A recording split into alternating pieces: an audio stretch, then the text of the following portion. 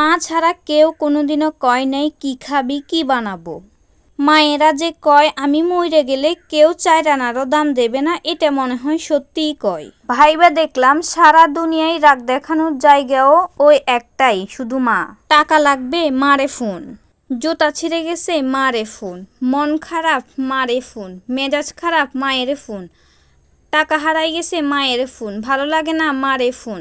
আমার মাঝে মাঝে মনে হয় উপরওয়ালা তো স্বরূপ দুনিয়ায় বিরাজ করে না, তাই আমার জগতে তার হয়ে আমার মারে পাঠাইছে।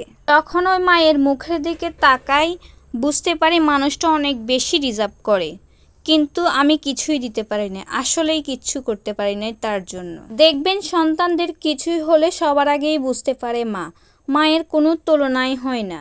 হ্যালো এভরিওয়ান, আসসালামু আলাইকুম। সবাই কেমন আছেন? আশা করছি সবাই ভালো আছেন। সবাইকে জানাই শুভ সকাল।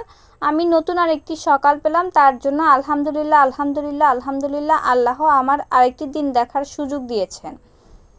শুরুতেই বলি আলহামদুলিল্লাহ, কারণ দিনের শুরুতে আলহামদুলিল্লাহ করে শুরু করার চেষ্টা করবেন।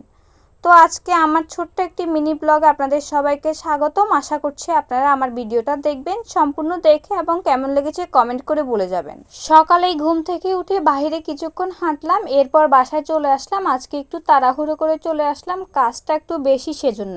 প্রথমে এসে আমি ঘরটাকে ভালোভাবে গুছিয়ে নিচ্ছিলাম এবং ঘরটাকে ঝাড়ুও দিয়ে নিলাম।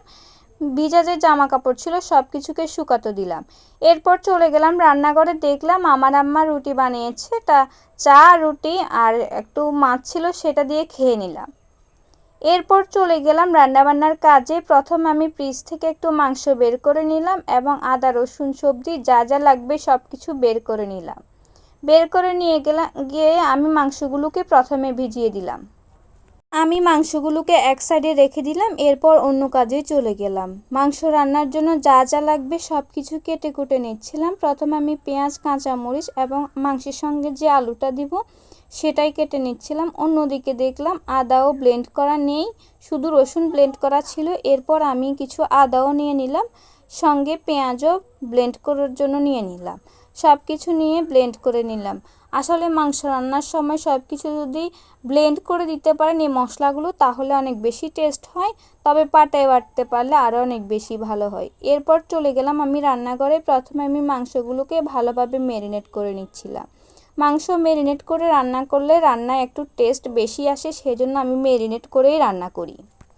এরপর আমি সাথে সাথে মাংসগুলোকে ভেজে নিচ্ছিলাম। আসলে ভেজে রান্না করলে অনেক বেশি টেস্ট হয়, সেজন্য আমি ভেজে রান্না করি। সবসময় চেষ্টা করি ম্যারিনেট করে কিছুক্ষণ রাখার জন্য, তবে আজকে আমার সময়টা একটু কম ছিল, সেজন্য আমি বেশি অনেকক্ষণ রাখতে পারিনি। এরপর আমি মাংসগুলোকে ভেজে নিচ্ছিলাম। অন্যদিকে 2টা বেগুন নিয়ে নিলাম।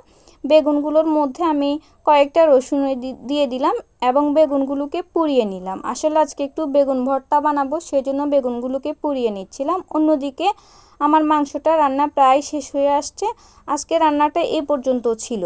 এরপর রান্নাটা শেষ করে আমি একটু চা খেয়ে নিলাম। আসলে 11টা-12টার মধ্যে একটু খিদে লাগে, সেজন্য আমি একটু চাটাও খেয়ে নিলাম। আর চা না খেলে কেমন একটা জানি ভালোই লাগে না। চাটা খেয়ে আমি ফ্রেশ হয়ে নিলাম। এরপর আমার বোনে বেগুনের ভর্তাগুলোকে বানিয়ে নিল। আজকের ভিডিওটা ছিল এ পর্যন্ত।